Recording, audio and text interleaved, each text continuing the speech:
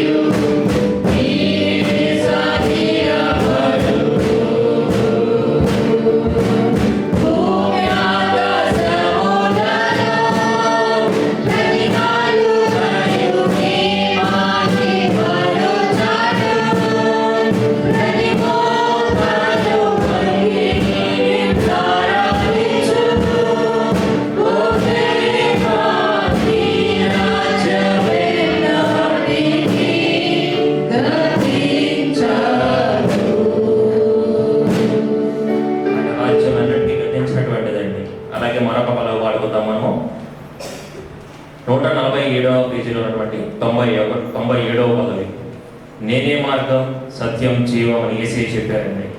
మనం ఏవేవో మార్గాలు, ఏవేవో సత్యాలు, ఏవేవో జీవాలు ఎక్కడెక్కడ ఉన్నాయని మనం వెతుక్కుంటా ఉంటాం. కానీ నేనే మార్గం, సత్యం, జీవం అని చెప్పేటువంటి దేవునికి హృదయమంతటితో మనం పాడుకుందామని పాట పాడుకుందాం. మన సత్యం ఆయనే, మన జీవం ఆయనే, మనం నడవలసిన మార్గం కూడా ఆయనే. కాబట్టి అలాంటి దేవుణ్ణి ఉదయకాల సమయంలో మనం పాడుకుందాం. నేనే మార్గం, సత్యం, జీవం.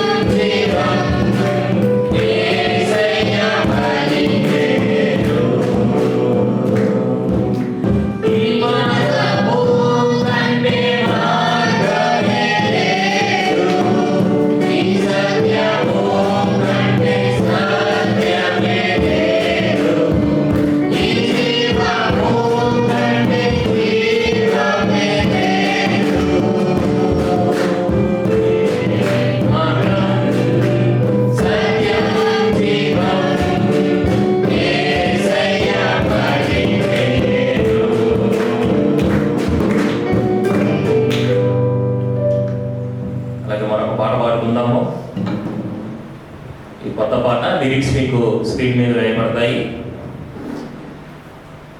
గుండె నిండా యేసు ఉంటే కన్నీళ్ళే ముత్యాలు. ఎంతమంది తెలిసి పాట? గుండె నిండా యేసు ఉంటే కన్నీళ్ళే ముత్యాలు. పాడదాం ఈ పాట. హృదయం అందరితో పాడుకుంటాను. కష్టాలు, దుఃఖాలు, నష్టాలు జీవితంలో అందరికీ ఉంటాయండి, అందరి జీవితాల్లో ఉంటాయి. అందుకనే ప్రభు చెప్పాడు మనకి, నేను ఈ లోకాన్ని జయించి ఉన్నాను, నాతో పాటు మీకు కూడా ఆనందాన్ని ఇస్తాను. కష్టాలు ఉంటాయి, నష్టాలు ఉంటాయి. శిష్యులకు కూడా కష్టాలు, దుఃఖాలు, బాధలు తప్పలేదు. ప్రభు వెళ్ళిపోయినప్పుడు ఏమైపోయారని చెప్పి అందరూ బాధపడతా ఉంటారు. అంతా దుఃఖంతో, హృదయంతో నిండిపోయి ఉంటారు శిష్యులందరూ కూడా. ఏమైపోయింది, నమ్ముకున్నటువంటి మా ప్రభువు, ఈనాడు మా ముందు అద్భుతాలు చేసినటువంటి మా ప్రభువు వెళ్ళిపోయాడు. అయ్యో, మా హృదయం అంతా దుఃఖంతో నిండిపోయింది, ఏం చేయాలి ఇప్పుడు, ఏం చేయాలి అనేటువంటి సమయంలో ప్రభు మరలా, నేను మిమ్మల్ని విడిచిపెట్టాను, నేను మిమ్మల్ని వదిలేసినటువంటి దేవుడిని కాదు, నేను మీ కొరకు నా ప్రాణాన్ని అర్పించాను, మీ హృదయాల్లో మీరు నాతో నింపుకోండి. కష్టాలు ఉన్నా, నష్టాలు ఉన్నా, ఆ కష్టాల్లోనే మీకు నేను ఆనందాన్ని చూపిస్తానని మన ప్రభు చెప్తా ఉన్నారు. కష్ట నష్టాలు రావని కాదండి మనకి, ఆ కష్టాల్లో కూడా ప్రభు మనతో ఉంటారు. ఈ ఉదయకాల సమయంలో వేడితో మన హృదయాన్ని నింపుకోకుండా ప్రభువుని మన గుండెల్లో నింపుకొని ఆయన మన హృదయం అంతటితో మనం పాడుకుందామండి. గుండె నిండా యేసు ఉంటే కన్నీళ్ళే ముత్యాలు. గుండె గుడిలో యేసు ఉంటే దుఃఖమైన సంతోషం.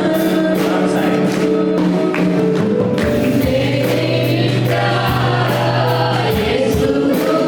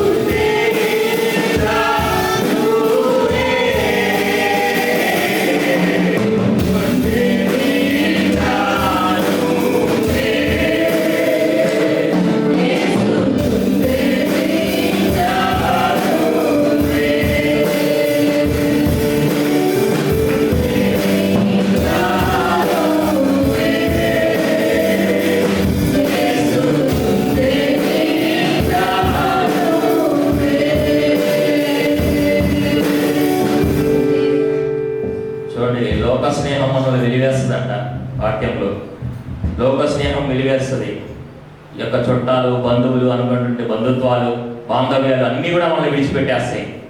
ఈ లోక స్నేహం మనల్ని ఎప్పటికైనా కానీ విడిచిపెట్టేస్తుందండి. కానీ నిత్యము మనతో తోడుండేది, నిత్యము మనల్ని నడిపించేది మన ప్రభువు ఒకటే. చూడండి ఎలాంటి వాక్యాలు ఉన్నాయో. ఊపిరంతా శాపమైన గాలి కూడా గేలి చేసిన, ఎవరిని చేసిందండి గాలి గేలి? ఊపిరంతా శాపం అయిపోయిందంట ఒక వ్యక్తికి పరిశుద్ధ గ్రంథంలో. ఎవరైనా యోగు గారు ప్రతి దినము ఎందుకు బ్రతుకుతున్నాను, ఈ బ్రతుకు ఎలాంటి జీవితం నాకు వచ్చేసింది అనేటువంటిది. అలాంటి సమయంలో కూడా ఆయన తన స్నేహితులను దించారు, బంధువుల్ని దించారు, ఆఖరికి కట్టుకున్నటువంటి భార్య కూడా, ఎందుకయ్యా ఇంకా ప్రభువుని సేవిస్తావు, ఏముంది నీ ప్రభువులో, ఇదిగో ఆ దేవుణ్ణి చెప్పించి, లేదంటే ఆ దేవుడి మీద వ్యతిరేకంగా మాట్లాడి దేవుడు విడిచిపెట్టేసి అన్నప్పుడు ప్రభువు విడిచిపెట్టేశాడండి. విడిచిపెట్టేశాడు ఆ యోగు? లేదు, నా ప్రభువా, నా ఊపిరంతా హేళన చేసిన, శాపం అయిపోయిన, నా శరీరం అంతా కుళ్ళి కుసించిపోయిన ఈ గాలి కూడా ప్రభు అనిపించినటువంటి కష్టంగా ఉన్నా కూడా నేను ఒకటే చెప్పాలనుకుంటున్నాను, ప్రభు నా గుండె నిండా నువ్వే. చెప్దాం మనం కూడా ఎవరైనా కలిసినప్పుడు, ప్రభు నిజమే నాకు బాధలు ఉన్నాయి, కష్టాలు ఉన్నాయి, నాకు ఎన్నో ఇబ్బందులు ఉన్నాయి, నన్ను అందరూ తప్పుగా చూస్తున్నారు, నన్ను ఎంతో అవమానంగా చూస్తున్నారు, కానీ నా జీవితంలో సంతోషం లేదు, సమాధానం లేదు. ఎక్కడికి వెళ్ళినా నేను ఏదో జయిస్తాను అనుకున్నాను, కానీ నేను ఓటమిగానే మిగిలిపోతున్నాను. అందరూ నన్ను హేళన చేసేవాళ్ళే ప్రభు. నిజమేనండి, ప్రభువు నమ్ముకుంటే మనల్ని హేళన చేసేవాళ్ళు ఉంటారేమో, కానీ ప్రభువు మనల్ని తక్కువ చేయరండి. ప్రభువు మనల్ని తక్కువ చేయరు. ఈ ఉదయకాల సమయంలో హృదయమంతతో చెప్తాం, ప్రభువా మిమ్మల్ని గుండె నిండా నింపుకుంటాను ప్రభువా, మీరు రండి ప్రభువా, నా హృదయాన్ని చూడండి ప్రభువా. మరొకసారి పాడుకుందాం. గుండె నిండా యేసు ఉంటే చెప్తాం.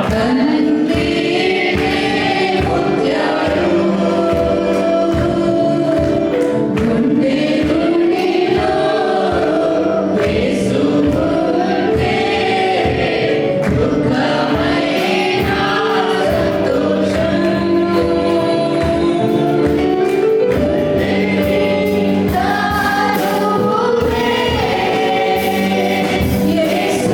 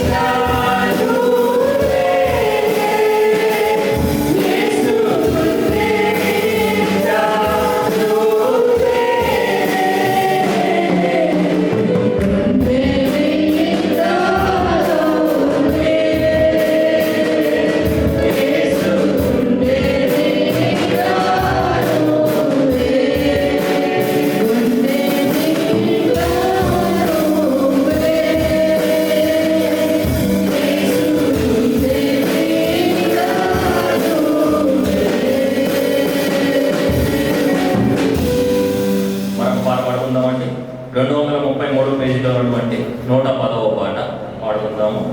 233వ పేజీలో ఉన్నటువంటి 110వ పాట సర్వకృపానిధి ప్రభువు అనేటువంటి పాట పాడుకుందాము. లిరిక్స్ మీకు స్క్రీన్ మీద వేయబడతాయి. దయచేసి ప్రభువుని చప్పట్లు కొడుతూ ఆరాధించుకుందామండి. మనము 110వ పాట పాడుకుందాం. సర్వకృపానిధి ప్రభువా సకల చరాచర సంతోషమా.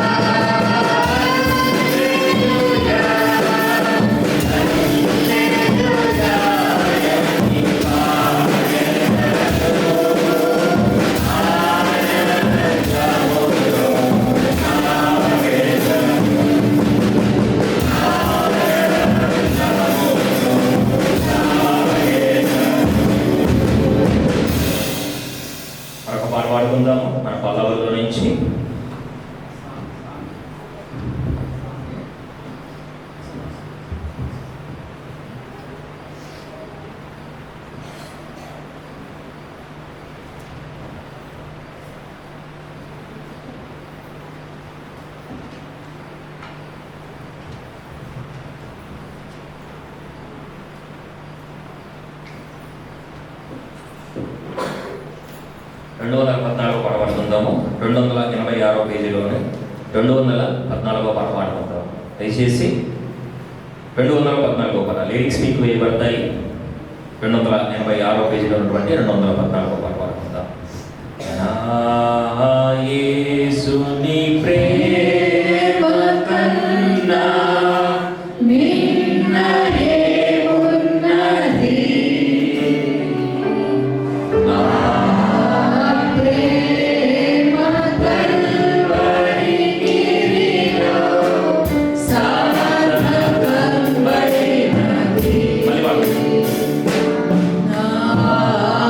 యేసుని ప్రేమ కన్నా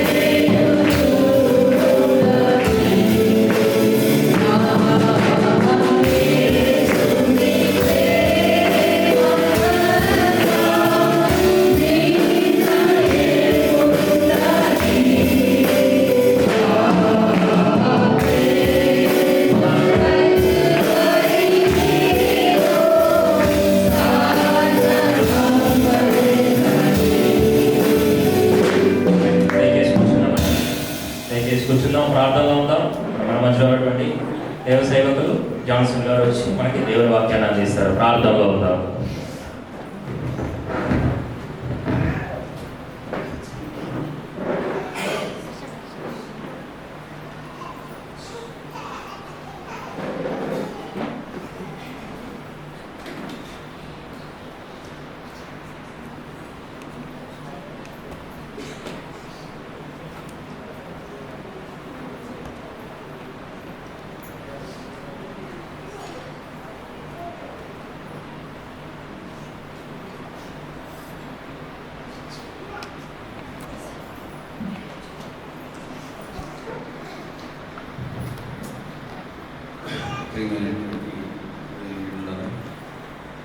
ఉదయకాల సమయం అలా సంఘంలో మాట్లాడటానికి దేవుడు ఇచ్చినటువంటి మహాకృపను బట్టి దేవుని వందనాలు చెల్లించుకున్నాను.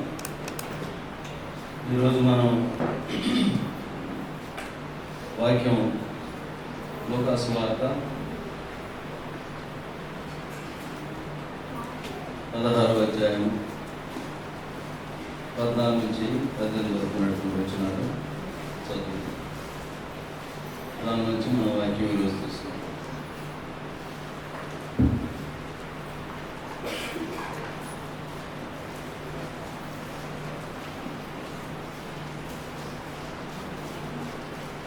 లూకాసు వార్త 14వ అధ్యాయము 16వ అధ్యాయం 14 నుంచి 18.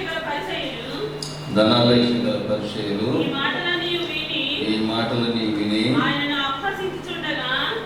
అపహసించుచుండగా ఆయన మీరు మనుషులు ఎదుట నీతిమంతులని అనిపించుకొని వారు కానీ దేవుడు మీ హృదయం ఎరుగును.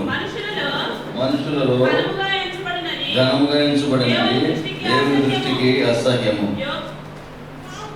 యోహాను కాలం వరకు ధర్మశాస్త్రమును ప్రవక్తలను ఉండి అప్పటి నుండి దేవుని రాజస్వార్త ప్రకటించబడుతున్నది. ప్రతి వాడును ఆ రాజ్యంలో బలవంతంగా చొరబడుచున్నాడు. ధర్మశాస్త్రంలో ఒక పొల్లైన తప్పిపోవుట కంటే ఆకాశమును భూమిలో గతించిపోవట సులభము. తన భార్యను విడనాడి మరి ఒకతను వివాహం చేసుకుని ప్రతివాడు వ్యభిచరించుచున్నాడు. భర్తను విడిచిన దాన్ని వివాహం చేసుకునేవాడు వ్యభిచరించుచున్నాడు. ప్రార్థన చేస్తున్నాం. ప్రేమ తండ్రి, ఈరోజు ఇక్కడ ఈ వాక్యము ధ్యానించుకోవడానికి మాకు సహాయం చేశారు. ఇప్పటివరకు నీ బిడ్డలు మేము స్తుతించారు, కనపరిచారు. మీకు వందనాలు. ఈ స్థలము దేవుని యొక్క సన్నిధి ఉన్నటువంటి పరిశుద్ధ స్థలము కాబట్టి మమ్మల్ని మేము జాగ్రత్తగా చూసుకోవడానికి, నన్ను కూడా జాగ్రత్తగా నేను చూసుకోవడానికి సహాయం చేయండి ప్రభా. నీ వాక్యము భవిష్యత్తు కలిగి, నీ వాక్యము మనుషులను మారుస్తుంది. నీ వాక్యం సజీవమైంది. నీ వాక్యంలో నుంచి మనుషులకు వెలుగు కలుగుతుంది. ఎంతో లాభకరమైనది, ఆత్మలకు శ్రేయస్కరమైన, దీవెనకరమైనటువంటి నీ వాక్యమును మేము ధ్యానించుచుండగా సహాయం చేయండి.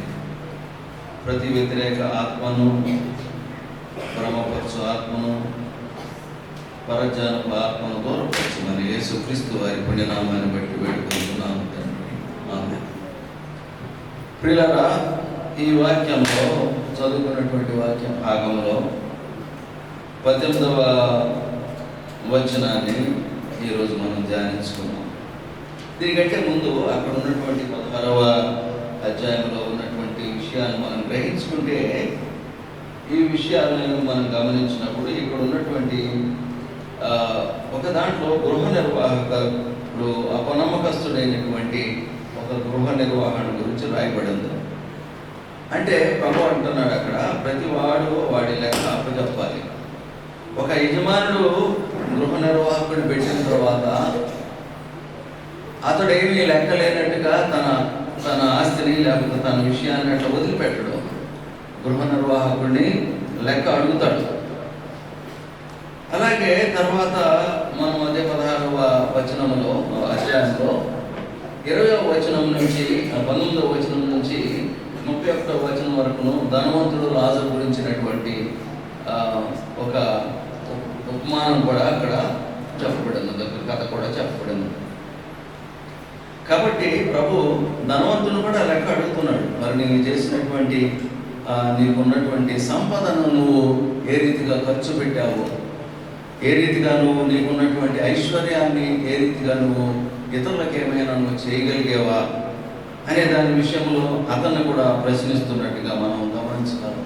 ఈ రెండింటి మధ్యలో ఈ చిన్న భాగము 14వ వచనం నుంచి 18వ వచనం వరకు ఉన్నటువంటి చిన్న భాగము చాలా చిన్న భాగమే, కానీ ఇందులో చాలా ప్రాముఖ్యమైనటువంటి విషయాన్ని ప్రభు చెప్పాడు. ఎందుకంటే ఆ రోజుల్లో పరిసయ్యులు అనేటటువంటి వారు, ధనాపేక్ష కలిగినటువంటి వారు ఈ మాటలన్నీ ప్రభు చెప్పిన మాటలని తప్పుపట్టుకోవటం, ఇప్పుడు అపహాసించడం అనేదే వారికి తెలుసు, కానీ సత్యాన్ని గ్రహించడం అనేది వారికి అసలు ఇష్టం ఉండేది కాదు. కాబట్టి ప్రభు వీరి గురించి మాట్లాడుతూ వారి హృదయాన్ని గురించి మాట్లాడుతూ ఉన్నాడు.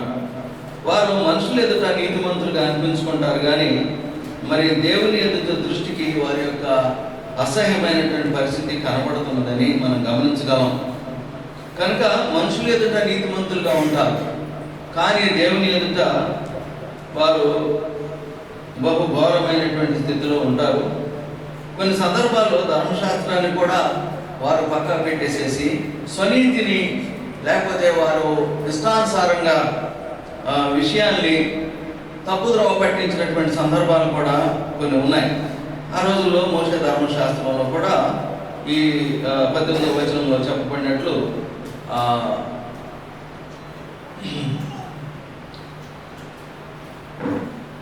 ఈ డైవర్స్ గురించినటువంటి, అంటే వివాహాలు చేసుకున్న తర్వాత భార్యలను భర్తలు విడిచిపెట్టడం గురించి అటువంటి అంశాన్ని మోషే బాగానే గట్టిగానే చెప్పాడు. కానీ ఇక్కడ ఉన్నటువంటి ఈ ధనాపేక్ష పరులైనటువంటి పరిసయ్యులు మరి వారి యొక్క సొంత లాభం కోసం కానివ్వండి, లేకపోతే వాళ్ళ యొక్క హృదయ కాఠిన్యతను బట్టి కానివ్వండి, వాళ్ళు కొన్ని విషయాల్ని చాలా వాళ్ళకి అనుకూలంగా కన్వీనియంట్గా ఉండేటట్లుగా వాటిని తిప్పివేసేసారనమాట. కాబట్టి ఆ రోజుల్లో మరి ఇంత గట్టిగా ఉన్నటువంటి వివాహ వ్యవస్థను కూడా వాళ్ళు పాడు చేయడానికి కొంత కారకులయ్యారు. కాబట్టి ప్రియులారా, ఈ రోజుల్లో కూడా మనము 18వ వచనం మనం చూస్తే, తన భార్యను విడనాడి మరి తను వివాహం చేసుకుని ప్రతివాడు వ్యభిచరించుచున్నాడు, భర్తను విడనాడిన దాన్ని వివాహం చేసుకున్న వాడు వ్యభిచరించుచున్నాడు అనేటటువంటి ఈ మాట చదివినప్పుడు ఈ రోజుల్లో ఉన్నటువంటి పరిస్థితులు చాలా భయంకరమైనటువంటి పరిస్థితులుగా మనకి కనపడుతున్నాయి. అదొక శాపంలాగా కనపడతా ఉంది నాకైతే. కాబట్టి ప్రియులారా, వివాహ వ్యవస్థను దేవుడు ఏర్పాటు చేసినప్పుడు ఆ వివాహ వ్యవస్థ చాలా కుటుంబ వ్యవస్థ. వివాహ వ్యవస్థ అంటే అది వివాహం ఇద్దరి మధ్యనే కాదు, అది కుటుంబ వ్యవస్థ. ఆ కుటుంబ వ్యవస్థను దేవుడు చాలా పటిష్టమైన దానిగా ఏర్పాటు చేశాడు. కాబట్టి సోషల్ సైన్సెస్లో, అంటే సోషాలజీలో, సామాజిక శాస్త్రంలో అసలు భూమి మీద ఉన్నటువంటి వ్యవస్థలన్నిటిలోనూ బాగా మొట్టమొదటి ప్రాథమికమైనటువంటి, అంటే మొట్టమొదటిగా ఉన్నటువంటి వ్యవస్థ గట్టిది, లేకపోతే అది ఉండాలి సమాజంలో, అది గట్టిగా ఉంటేనే సమాజం బాగుంటుంది అనేటటువంటి వ్యవస్థ ఏదన్నా ఉందంటే అది ఒక కుటుంబ వ్యవస్థ, అది వివాహ వ్యవస్థ. కాబట్టి వివాహాన్ని గురించి ప్రభు చాలా సార్లు మాట్లాడారు.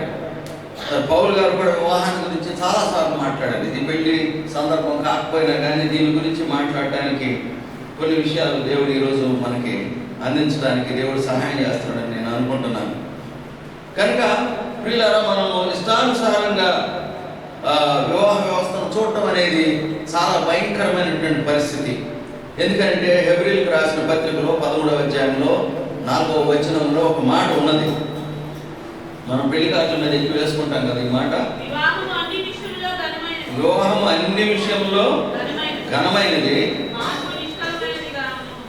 పార్పు చదవమ్మా, నిష్కల్మషమైనది గాను ఉండవలెను. వ్యభిచారులకు దేవుడు తీర్పు తీర్చును.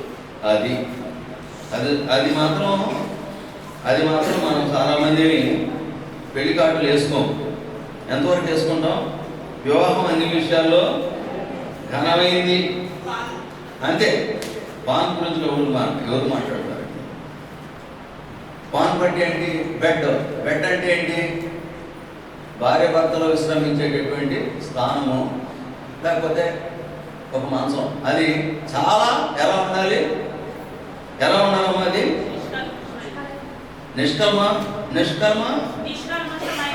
నిష్కల్మషమైనదిగా ఉండవలేదు.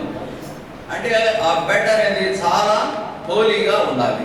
అంటే ఆ బెడ్ అనే దాన్ని ప్రభు ఏమంటున్నాడంటే, అక్కడ ఉన్నటువంటి ఆ ఇద్దరు ఎంతో పవిత్రమైనటువంటి బెడ్లోనికి వెళ్తున్నారు కాబట్టి అలాంటి ప్రశస్తమైనదిగా దాన్ని ఉండాలి.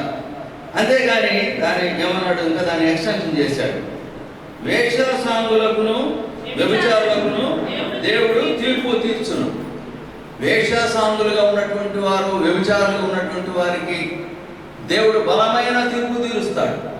కాబట్టి వివాహం అన్ని విషయాల్లో ఘనమైనది కాబట్టి అందుకే ఈ బెడ్ అనేది చాలా ప్రెషియస్గా, లేదా నిష్కల్మమైనటువంటిదిగా ఉన్నప్పుడు, నిష్కల్మషమైనదిగా ఉన్నప్పుడు బెడ్ అక్కడ దేవుని యొక్క దీవెన ఉంటుందని దేవుని మాటలు సెలవిస్తూ ఉన్నాయి. కాబట్టి మనుషులు వివాహం అంటే ఎట్లా పడితే అట్లా చేసేసుకోవడం, ఎవరిని పడితే అట్లా చేసేసుకోవడం, ఎట్లా పడితే అట్లా విడాకులు చేసుకోవడం, ఎట్లా పడితే అట్లా జీవించడం అనేది ఈ రోజుల్లో చాలా సామాన్యమైన విషయంగా ఉంది. మనం ఈ రోజుల్లో చూస్తున్నాం. కానీ చరిత్రలో కూడా వెనక్కి వెళ్తే ఈ విషయాన్ని అప్పుడు కూడా కొంతమంది చాలా పలసం చేసేసారు. ఎట్లా పడితే అట్లా ఉండొచ్చు అనేది, ఎట్లా పడితే అట్లా చేయవచ్చు అనేది క్రైస్తవ వివాహము వ్యవస్థలో అది లేదు ప్రియులరా. కాబట్టి ప్రభు చాలా ఖచ్చితంగా మాట్లాడుతూ ఉన్నాడు. పౌలు గారు ఖచ్చితంగా చెప్తున్నారు.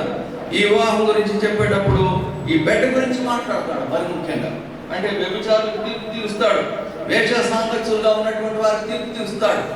కాబట్టి వ్యభిచారులుగా ఉండకూడదు, ఆ బెడ్ అనేది చాలా పవిత్రంగా ఉండాలి కదా అని చెప్పి మాట్లాడుతున్నప్పుడు ప్రభు ఇక్కడ ఏం చెప్తున్నట్టు 18వ వచనంలో మనం చదువుకున్న భాగంలో, తన భార్యను విడనాడి మరి ఒకతను వివాహం చేసుకుని ప్రతివాడు వ్యభిచరించుచున్నాడు.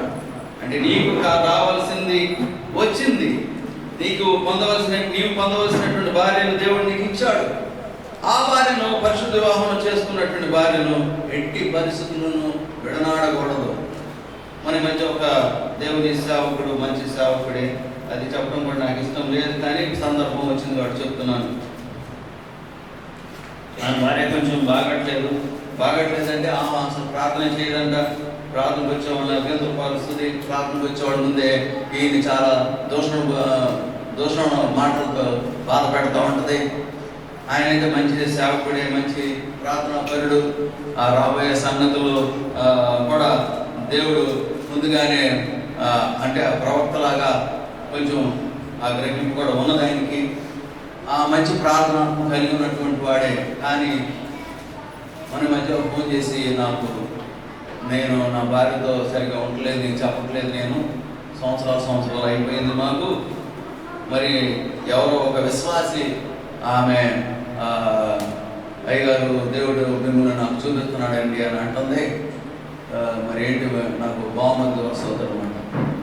నేను చాలా సార్లు ఆయనతో మాట్లాడినప్పుడు మంచి సలహా, మీరు ప్రార్థనలో ఉండండి, మీరు ఒక రూమ్ నుండి ప్రార్థన చేసుకోండి, దేవుడు జవాబు ఇచ్చేవారు మీరు లేకపోద్దండి, మీరు ఎన్ని రోజులు నేను దేవుని స్వరం వినండి, కొన్ని విషయాలు మీరు చాలా గట్టిగా ప్రార్థన చేయండి అని నాకు సలహాలు ఇచ్చినటువంటి ఆ వ్యక్తి మన ఈ రీతిగా మాట్లాడుతూ ఉన్నప్పుడు నాకు అసలు దెమ్మ తిరిగిపోయింది అనమాట. ఎవరు అంటుందంట, అయ్యగారు మిమ్మల్ని దేవుడు నాకు చూపిస్తున్నాడు అని. ఎందుకంటుందంటే ఈయన భార్య మెంటల్గా ఉంది, సరిగా మాట్లాడలేదు అని చెప్పి ఈయన కొన్ని చోట్ల చెప్పుకున్నాడు కావాలి, లేకపోతే విశ్వాసులు కొంతమంది తెలిసి ఉండొచ్చు. ఏదో ఒక ఊర్లో ఉన్నటువంటి ఒక విశ్వాసి ఆయన ఫోన్ చేసి అయ్యగారు మిమ్మల్ని నేను ఇష్టపడుతున్నాను అని అంటే ఫోన్ చేసి నాతో చెప్పినప్పుడు నేను ఒకటే చెప్పాను, అది చాలా భయంకరమైనటువంటి విషయం, మీరు అందరూ అసలు ఏమి పెట్టకూడదు. మీరు నన్ను ఈ విషయం మీరు అడుగుతారని నేను అనుకోలేదు, కానీ నువ్వు అడుగుతావని అనుకోలేదు, కానీ ఇట్లాంటి విషయం నాకు దృష్టికి వస్తుందని I feel very sad and sorry about that. నేను ఈ విషయంలో అంతకంటే నేను ఇంకేం చెప్పను మీకు అని కూడా చెప్పేసేసి.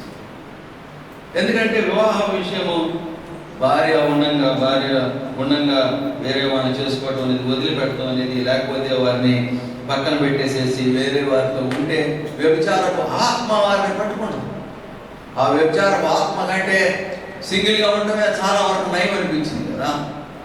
మన మధ్యకాలంలో మా ఆయన చనిపోయాడు. ఆయన 82 years బ్రతికాడు. ఆయన మంచి వయసులో ఉండగా, అంటే మంచి వయసు అంటే సుమారు ఒక 50 ఏళ్ళు అట్లా ఉండగా ఆయన భార్య చనిపోయింది. ఆయనకి చాలా డబ్బులు ఉన్నాయి, స్టేటస్ ఉంది, అన్నీ ఉన్నాయి. కానీ చాలామంది అడిగారు అన్నమాట, మీరు మరలా వివాహం చేసుకోండి అని. అంటే ఆయన మరలా వివాహం చేసుకోవడానికి ఇష్టపడలేదు. మా అమ్మ యొక్క తండ్రి కూడా ఒక 45 years ఏజ్లోనే మా అమ్మమ్మ చనిపోతే అలాగే పిల్లల్ని పెంచి పెద్దవాళ్ళని చేసి ప్రయోజకులు చేసి ఆఫీసర్లు చేశాడు. కానీ టీచర్స్ని లేకపోతే షాప్లో ఉద్యోగస్తులు అట్లా చేయగలిగాడు. కానీ ఆయన మాత్రం మరలా వివాహం చేసుకోకుండా తన జీవితం అట్లా పిల్లల కోసం చేశారు. అలా చేసినటువంటి వాడిని నేను ఎప్పుడు కూడా వాళ్ళని దృష్టిలో పెట్టుకున్నప్పుడు, వాళ్ళ ఆలోచన విధానాన్ని దృష్టిలో పెట్టుకున్నప్పుడు నేను ఎప్పుడు అనుకుంటాను, వారు ఎంత శ్రేష్టమైనటువంటి వారుగా యథార్థవంతులుగా ఉండగలిగారు. మరి వివాహం చేసుకోవడం తప్పు కాదు భార్య చచ్చిపోయిన తర్వాత. కానీ అయినా కూడా వివాహం చేసుకోకుండా పిల్లల కోసం నిలబడినటువంటి వారు కొద్దిమంది మనకి కనపడతా ఉంటే, మరి భార్యల్ని కార్లు మార్చినట్టు మార్చేసేసేటటువంటి తరం కూడా మన ముందు కనపడతా ఉన్నప్పుడు ఎంతో దుఃఖకరమైనటువంటి విషయాలు, వీటిని మనం గమనించాల్సింది. కాబట్టి ప్రభు ఏం చెప్తున్నాడంటే, భార్యను విడనాడి మరి దాన్ని వివాహం చేసుకుని ప్రతి వాడు వ్యభిచరించుతున్నాడు. చాలా ఘోరమైనటువంటి విషయాలు ఉన్నాయి వీటిలో. భర్తను విడనాడిన దాన్ని వివాహం చేసుకున్న వాడు వ్యభిచరించుతున్నాడు. ఎవరెవరినో తీసుకెళ్ళిపోయి ఎక్కడెక్కడికో తీసుకెళ్ళిపోయి పెట్టేసేసి, మా సంఘంలో కూడా ఒక కుటుంబం వాడు తల్లిగారు ప్రార్థన కోసం అతను రాడు, అతను ఎవరెవరినో తీసుకెళ్ళిపోయాడు ఎక్కడెక్కడికో తీసుకెళ్ళిపోయి ఉంటా ఉంటే ఆ కోడలు అత్త కలిసి ఒక ఇంట్లో ఉంటా ఎప్పుడు బాధపడతా ఉండి వస్తూ ఉండి ప్రార్థన చేయించుకుంటా, ఏమండి అని ప్రార్థన చేయించుకుంటా ఉంది. సరే, బాగానే ఉంది. కొద్ది రోజులు అయిన తర్వాత ఎవరైతే ఇబ్బంది పడుతున్నారో ఇబ్బంది పెడుతున్నటువంటి ఆ స్త్రీ ఉన్నదో ఆమె చనిపోయింది. చనిపోతే వీళ్ళు వచ్చి అంటున్నారు నన్ను, అయ్యగారు మీరు ప్రార్థన చేశారండి. అంటే నేను ప్రార్థన చేశాను కాబట్టి ఆ విముక్తి దొరికిందని. అదే ఆ విముక్తి. వాడు వారు మనసు పొందాలి. ఏదో కారణాల చేత చనిపోయినప్పుడు ఆ విధమైనటువంటి పరిస్థితుల్లోకి వాళ్ళు వెళ్ళినప్పుడు ఆ కుటుంబం అల్లకల్లం అయిపోయి, ఆ భార్య కూడా అతను వదిలిపెట్టేసేసి దూర ప్రాంతం వెళ్ళిపోయి తన తల్లిదండ్రుల దగ్గరికి వెళ్ళిపోయినప్పుడు అత్తగారు ఎంతో దుఃఖపడుతూ అంటుంది, నాకు నా కొడుకు లేకపోయినా నేను బ్రతకగలను, కానీ నా కోడలు లేకపోయినా నేను బ్రతకలేనండి, నా కోడలు నా దగ్గరికి రావాలని చెప్పినప్పుడు ఎలాంటి మనుషులు హృదయం లేనటువంటి వారిగా ఉంటారు. తమ భార్యలను ఏ విధంగా విడిచిపెట్టేసేసి వ్యభిచరిస్తూ ఉంటారనేటటువంటి దాన్ని చూసినప్పుడు ఇది బహు భయంకరమైనటువంటి పరిస్థితి అని చెప్పి మనం గమనించుకోవాలి. కొరింథీయులకు రాసినటువంటి మొదటి పత్రికలో 7వ అధ్యాయము 10-11 వచనాలు మనం చూసినట్లయితే, ప్రియులారా, కొరింథీయులకు రాసినటువంటి మొదటి పత్రిక 7వ అధ్యాయము 10-11 వచనాలు. మరియు పెళ్లి అయిన వారికి నేను కాదు ప్రభువే ఆజ్ఞాపించినదేమనగా, మరియు పెళ్లి అయిన వారికి నేను కాదు ప్రభువే ఆజ్ఞాపించినదేమనగా, భార్య భర్తని ఎడబాయకూడదు, ఎడబాసిన ఎడల పెళ్లి చేసుకొని ఉండవలెను. భార్య భర్తను ఎడబాయకూడదు, ఎడబాసిన ఎడల పెళ్లి చేసుకొనకుండవలెను, లేదా అంతే. భర్తను వదిలిపెట్టకూడదు భార్య. ఒకరు వదిలిపెడితే అలా పెళ్లి చేసుకోకుండా ఉండిపోవాలి అని దేవుని సేవకుడు పౌలు గారు మాట్లాడుతూ ఉన్నారు. లేదంటే తన భర్త దగ్గరికి మళ్ళీ వెళ్ళిపోవాలి. కొంతమంది పిల్లలు మరి ఆ రకమైనటువంటి వ్యవస్థను మనం చూస్తున్నప్పుడు ఇది చాలా భయంకరమైనటువంటి పరిస్థితి అని చెప్పి మనం గుర్తుపెట్టుకోవాలి. అదే 1 కొరింథీయులకు రాసిన పత్రికలో 6వ అధ్యాయంలోనే, అందుకంటే దానికంటే ముందు 6వ అధ్యాయం 18, 19, 20 వచనాలు జారత్వమునకు దూరంగా పారిపోవుడి. మనుషుడు చేయు ప్రతి పాపమును దేహమునకు వెలుపల ఉన్నది, కానీ జారత్వము చేయవాడు తన సొంత శరీరముకు హానికరంగా పాపం చేయుచున్నాడు. మీ దేహము దేవుని వలన మీకు అనుగ్రహించబడి మీలోనున్న పరిశుద్ధాత్మకు ఆలయం ఉన్నదని మీరు ఎరుగరా? మీరు మీ సొత్తు కారు, విలువ పెట్టి కొనబడిన వారు కనుక మీ దేహముతో మీ దేవుని మహిమపరచుడి. ఎందుకనంటే అన్ని పాపాలు ఒక ఎత్తు అయితే, శరీరంతో చేసేటటువంటి పాపము ఈ జారత్వము లేదా వ్యభిచారం అనేటటువంటి పాపాలు. కాబట్టి వీటి విషయంలో శరీరము దేవుని యొక్క ఆలయమైనదని మీరు ఎరుగరా? దీన్ని ఎలా మీరు అపవిత్రపరచగలరు? కాబట్టి మీరు జారత్వానికి దూరంగా ఉండండి. యవ్వన కుమారులైతే, ఒకవేళ పెళ్ళైన వారైతే వ్యభిచారానికి దూరంగా ఉండాలి. అందుకని ప్రభు ఆజ్ఞలో మనం 10 ఆజ్ఞల్లో ఇచ్చినప్పుడు 10 ఆజ్ఞల్లో కూడా ఈ మాట పెట్టినప్పుడు మనకి కొంచెం ఆలోచించాం. దీన్ని 10 ఆజ్ఞలో 10 ఆజ్ఞ ఏంటి చెప్పండి? నీ పొరుగు అని భార్యను అంటే ఏంటి? జనాలు అట్లా చేస్తారని ప్రభుకు తెలుసు. వాళ్ళ హృదయం అంత ఘోరమైంది, క్రూరమైంది అని ప్రభుకు తెలుసు అన్నమాట. కాబట్టి మనిషిని యొక్క హృదయాన్ని బట్టి దేవుడి ఆజ్ఞలను ఇచ్చినప్పుడు నీ పొరుగు అని భార్యను ఆశింపకూడదు అనేటటువంటి ఆజ్ఞ మనం లైట్గా తీసుకుంటాం, కానీ అది చాలా ఇంపార్టెంట్. ఎవరెవరన్నా చూసి ఆశపడటం, నా భార్య ఎలా లేదేంటి, నా భర్త ఎలా లేడేంటి, నాకు ఎలా ఉంటే బాగుండేది కదా అనేటటువంటి దురాలోచనలన్నీ కూడా వస్తాయి. కానీ ప్రభు ఏమంటాడంటే అలా మీరు చేయకూడదు, దాన్ని మీరు ఆశించకూడదు. నీ పొరుగువాని భార్యను ఆశించకూడదు, తర్వాత నీ పొరుగువాన్ని ఏది ఆశించకూడదు. అంటే ఆ ఆశపోతనం అనేది డబ్బుల మీద ఆశ ఉండటం, ఇతరులకు ఇతరులకు సంబంధించిన వస్తువుల మీద ఆశ ఉండటం, నాకు అది కావాలనుకోవటం, ఈవెన్ పొరుగువారి భార్యల మీద కూడా ఎలాంటి భయంకరమైనటువంటి పరిస్థితుల్లో మనుషులు బ్రతుకుతూ ఉంటారు. దేవునికి వ్యతిరేకమైనటువంటి బహు భయంకరమైనటువంటి పాపాలు ఇవన్నీ కూడా. వీటిని గురించి మనం ఎప్పుడు లైట్గా తీసుకోకూడదు. అలాంటి ఆలోచనలు వచ్చినప్పుడు విశ్వాసమైనటువంటి వారు ఎవరైనా ఉంటే అలాంటి ఆలోచన వచ్చినప్పుడు వాటిని నిర్మమాటంగా ప్రభు దగ్గర వెంటనే ఒప్పుకొని పశ్చాత్తాపడాలి. అలాంటి ఆలోచనలకు తావు ఇవ్వకూడదు. కాబట్టి ఈ పొరుగు వారి భార్య విషయంలో మీరు జాగ్రత్తగా ఉండాలి. ఎందుకనంటే marriage is a holy matrimony, అది పరిశుద్ధ వివాహం. ఆ వ్యవస్థ వేరే. వాళ్ళ పుట్టిన పిల్లలు పరిశుద్ధులుగా ఉన్నటువంటి మారు మనసు పొందినటువంటి మారు మనసు పొందక ముందు పుట్టిన పిల్లలకి, మారు మనసు పొందిన తర్వాత మారు మనసు పొందిన తర్వాత పుట్టిన పిల్లలకి ఆ బిహేవియర్లోనే చాలా తేడా ఉంటుందని ఒక భక్తుడు నాతో చెప్పాడు.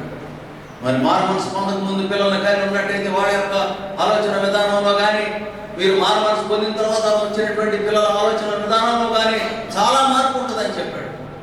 కాబట్టి ప్రియులారా, ఒక వ్యక్తి మారు మనసు పొందినటువంటి స్త్రీ వివాహం చేసుకోవాలా? ఇష్టానుసారం వెళ్ళిపోయి పెళ్ళిళ్ళలో ఇష్టానుసారం వెళ్ళిపోయి ఆస్తులు చూసి వాళ్ళ ఏ విధమైనటువంటి ప్రవర్తన కలిగిన వారో చూడకోకుండా, ఎక్కడ మారు మనసు లేనటువంటి హృదయం, అది చెడిపోయిన హృదయమే. చెడిపోయిన హృదయంతో వివాహం చేసుకుంటావా? అలాంటి వివాహం దేవుడు ఆశీర్వదించే వివాహంగా నిలబడగలదా?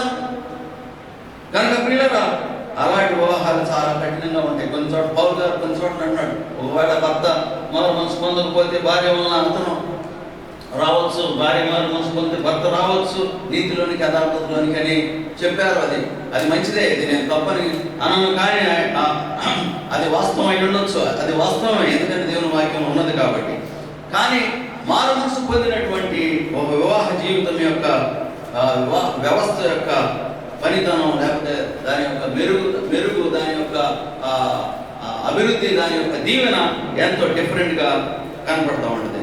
ఎందుకనంటే దేవుడు ఏమంటున్నాడంటే, వివాహం విషయంలో ఒక స్త్రీ ఒక పురుషునికి వివాహం చేయబడిన తర్వాత వాళ్ళు ఎలా ఉంటారంటే వాళ్ళు ఏక శరీరమై ఉంటారని మనకి ఆదికాండం 2వ అధ్యాయం 24వ వచనంలో రాయబడి ఉన్నది. కనుక వాళ్ళు ఏక శరీరం అంటే ఒకటే శరీరము. అందుకని చాలా మంది ఏమంటారంటే నా బెటర్ హాఫ్ అని అంటారు. అంటే నేను హాఫ్ ఏనండి, ఇంకో హాఫ్ ఉందని. కనుక బెటర్ హాఫ్ అంటే అర్థం ఏంటన్నమాట, నేను నేను బెటరే, నా వైఫ్ కూడా బెటరే. నేను బెటరే కానీ నా వైఫ్ బెటర్ కాదని చెప్పడం అంటే చాలా దుర్మార్గం. అది అంటే ఏంటి? అలా ఉంటే దుర్మార్గం. ఒకవేళ అలా ఉంటే చాలా విచారకరం కూడా. నేను బెటరే కానీ నా వైఫ్ బెటర్ కాదండి, అయినా కానీ నేను భరిస్తా ఉన్నానని ఎవరన్నా అంటే అది ఎంతో భయంకరమైనటువంటి విషయం. కాబట్టి ప్రియులారా, దేవుని యొక్క మరి అందుకని మోషే గారు కొన్ని విషయాల్ని మనకి చెప్పినప్పుడు చూడండి, మోషే యొక్క ధర్మశాస్త్రం మోషే గారు ఇచ్చినప్పుడు ద్వితీయోపదేశకాండంలో 24వ అధ్యాయంలో 1 నుంచి 4 వచనాల్లో ఆయన డైవర్స్ గురించి మాట్లాడాడు. వీళ్ళు ఏమంటున్నారంటే, మరి మోషే గారు డైవర్స్ గురించి మాట్లాడారు కదండి, మీరు డైవర్స్ గురించి మీరు ఎంత గట్టిగా చెప్తున్నారు అని అంటే, అప్పుడు మీ హృదయ కాఠిన్యాన్ని బట్టి మోషే గారు అలా చేశాడు. మనుషుల యొక్క హృదయం చాలా చెడ్డది, మనుషుల యొక్క హృదయం చాలా కఠినం. అంటే కనీసం ఆ పరిత్యాగ పత్రిక ఇవ్వడం అనేది కనుక మోషే గారు పెట్టకపోతే అలా పత్రిక కూడా ఇవ్వకుండా ఇష్టానుసారంగా చేసేస్తారేమోనని మోషే గారు ఆ విధంగా వారి హృదయ కాఠిన్యాన్ని బట్టి. చూడండి, కొన్నిసార్లు మనుషుల యొక్క హృదయ కాఠిన్యాన్ని బట్టి కూడా, అంటే దేవుని యొక్క నీతి ఉన్నది కానీ మనుషుల యొక్క హృదయ కాఠిన్యాన్ని బట్టి. అందుకని దేవుడు కూడా కొన్నిసార్లు ఏమనంటున్నాడంటే, ఆనాది కాలంలో దేవుడు చూసి చూడనట్టుకున్నాడు కానీ ఇప్పుడు అంతటా అందరూ మారు మనసు పొందవలెను. కాబట్టి అనాది కాలంగా పాతకాలంలో దేవుడు కొన్ని విషయాలు చూసి చూడనట్టు ఉంటే ఉండొచ్చు అని అంటే, వాడు హృదయం యొక్క పరిస్థితులు, అక్కడ ఉన్న పరిస్థితులను బట్టి మోషే గారు అప్పుడు ఏం చేశాడంటే, ఆ పరిత్యాగ పత్రికని అన్నా పెట్టాలని చెప్పి అన్నాడు. కానీ అది వ్యభిచార సంబంధమైనటువంటి కారణం కాకోకుండా భార్యను విడనాడకూడదని మోషే గారే రాశాడు. ప్రభు కూడా అదే రాస్తున్నాడు. ఒకవేళ ఏదన్నా వచ్చిందంటే వ్యభిచార సంబంధమైన కారణం ఉండి, అది బలంగా ఉండి నీకు ఇష్టం లేకపోతే అదేమో కానీ మన హోషేయ గ్రంథంలో ఆ ప్రవక్తను ఏమన్నాడు, ప్రభు నువ్వు వ్యభిచారం వివాహం చేసుకోమని చెప్పాడు. కనుక క్షమాపణ అనేది ఒకవేళ నీకుంటే మంచిదే, కానీ ఆ ఒక కారణం చేత తప్పితే వేరే కారణాల చేత ఎవరు కూడా తమ యొక్క వివాహ జీవితంలో ఒకసారి వ్యభిచారం చేసినట్లుగా రుజువయ్యి లేకపోతే అలా చేసినప్పుడు వారిని వదిలిపెట్టినప్పుడు, ఆమె వేరే వాడిని చేసుకుని మళ్ళా ఆడు వదిలిపెట్టినప్పుడు నా పాత భార్య బాగుందని మళ్ళీ చేసుకోవడానికి కూడా వీలు లేదని మోషే గారు దాన్ని చాలా అసహ్యమైనటువంటి సందర్భంగా, అంటే మనుషులు చేసేటటువంటి ఈ శరీరంతో చేసేటటువంటి ఈ భయంకరమైనటువంటి పవిత్రమైనటువంటి స్థితి నుంచి భయంకరమైనటువంటి స్థితిలోనికి ఏమన్నాడు, భార్య భర్తలో పాన్పుని నిష్కల్మషమైనదిగా ఉండాలి, పవిత్రమైనదిగా చెప్పాడు. కానీ అదే పాన్పు వేరే పార్ట్నర్తో ఉంటుందనే దాని గురించి ప్రభు మాట్లాడినప్పుడు దాన్ని భయంకరమైనటువంటి రోధైనటువంటి కార్యక్రమంగా దేవుడు వర్ణించాడు. చూడండి, మనుషుల యొక్క హృదయం ఎంత చెడ్డగా ఉంటుందంటే, ఒకసారి ప్రభు దగ్గరికి సద్దుకాయలు వచ్చారు. సద్దుకాయలు వచ్చి మాట్లాడుతూ ఉన్నారు. మత్తయి సువార్త 22వ అధ్యాయము 23వ వచనం నుంచి 32వ వచనం వరకు మనం చూద్దాం. ప్రియులారా, సద్దుకాయలు ఏం మాట్లాడుతూ ఉన్నారు? ఏమండి, ఒకడికి ఒక భార్య ఉంది, ఆ భార్య చనిపోయింది, ఆ భర్త చనిపోయాడు, ఆ మోషే ధర్మశాస్త్ర ప్రకారం రెండో వాడిని చేసుకోవాలి కదా, చేసుకుంది. ఆడు చనిపోయాడు, మూడో వాడిని చేసుకుంది, ఆడు చనిపోయాడు. అటు ఎంతమంది చేసుకుందండి? ఆమె 7 చేసుకుంది. అంటే ఆడు హృదయం అంత చెడ్డదండి మనుషులు. అంటే 7 చేసుకోవాలి. ఒక స్త్రీ 7 చేసుకుని 7 రావాలా?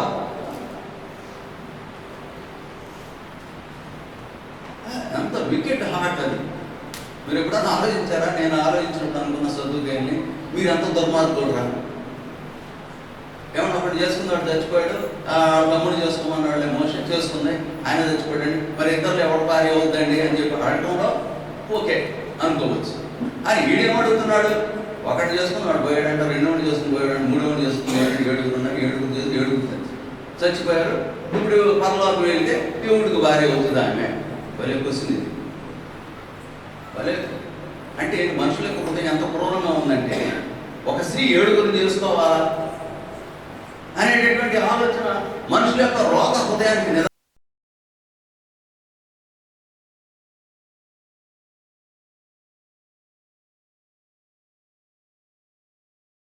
మా గృహాల్లో వ్యాధులు ఉంటాయి, మా గృహాల్లో ఎంతో కలవరం ఉంటుంది, మా గృహాల్లో శాంతి సమాధానాలు కరువైపోతాయి, మా గృహాల్లో సస్పెషన్ ఉంటుంది, ఎప్పుడు కూడా అనుమానం ఆత్మ ఉంటుంది.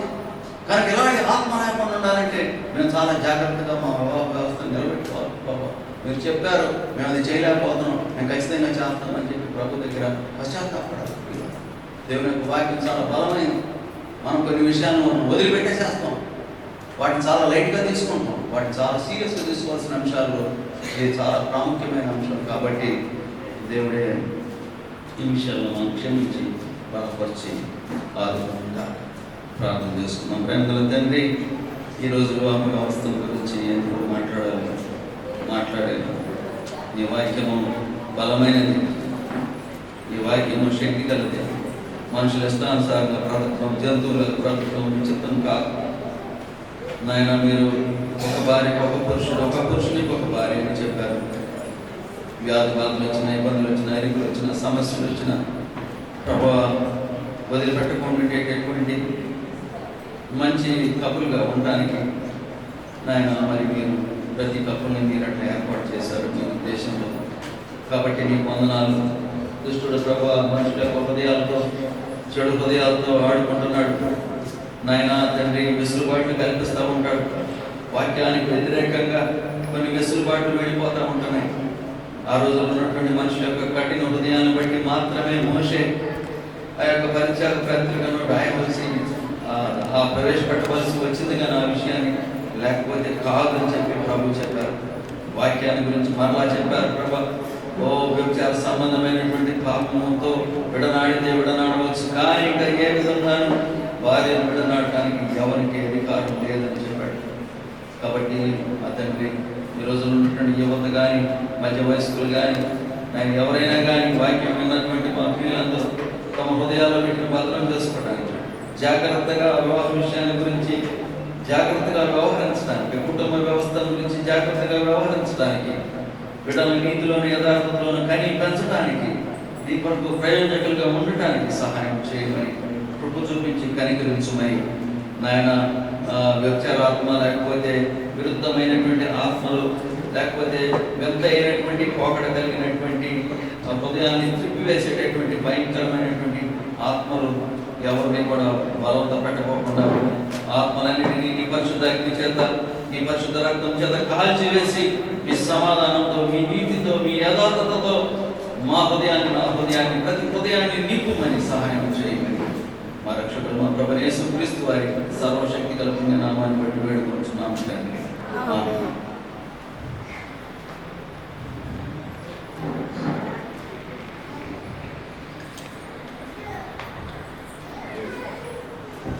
మనందరం ఇప్పుడు మన యొక్క కానుకలను ప్రభువు గారికి ఇచ్చినటువంటి సమయంలో ఏసేనా పరిహారి అనేటువంటి పాట పాడుకుందాము. దయచేసి మన కానుకలను దశమ భాగంలో ప్రభువు గారికి ఇచ్చుకుందామండి. ఏసేనా పరిహారి అనేటువంటి పాట పాడుకుందాం.